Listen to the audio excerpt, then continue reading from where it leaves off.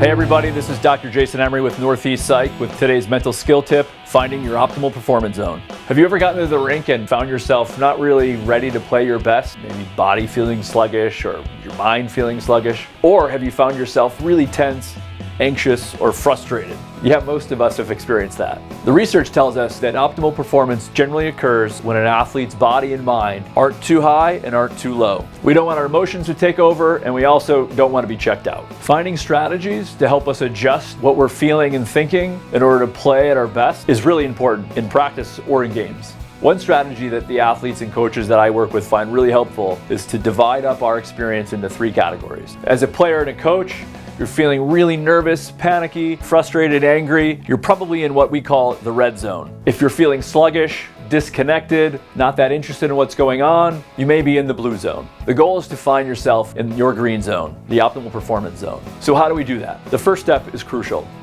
Where are you at? Typically I have my athletes rate themselves on a scale of 1 to 10, 1 being the most sluggish, disconnected they could be, and 10 being extremely tense, whether anxious or frustrated. Typically the green zone is found when we're feeling somewhere between a 3 and 7, but it depends on the individual athlete. The next step, after you take inventory of where you're at on a scale of 1 to 10, is to figure out what you should do about it.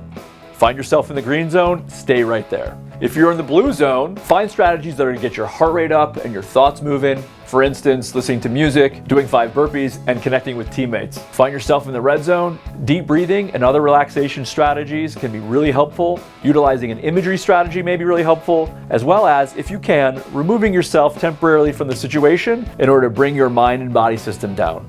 It's really helpful to have multiple strategies if you find yourself in the blue zone or find yourself in the red zone. We can't always apply our preferred strategies. Love listening to music to get you pumped up might be hard to do in the middle of a play in the second period. Like all skill development, it's only going to get better if you practice this. Take inventory of where you're at between 1 and 10 throughout the day, in the morning, at school, in the afternoon, even before you go to bed.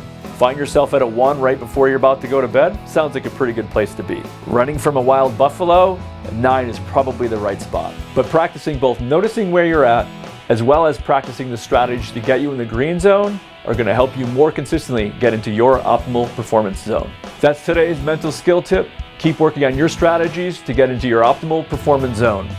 See you next time.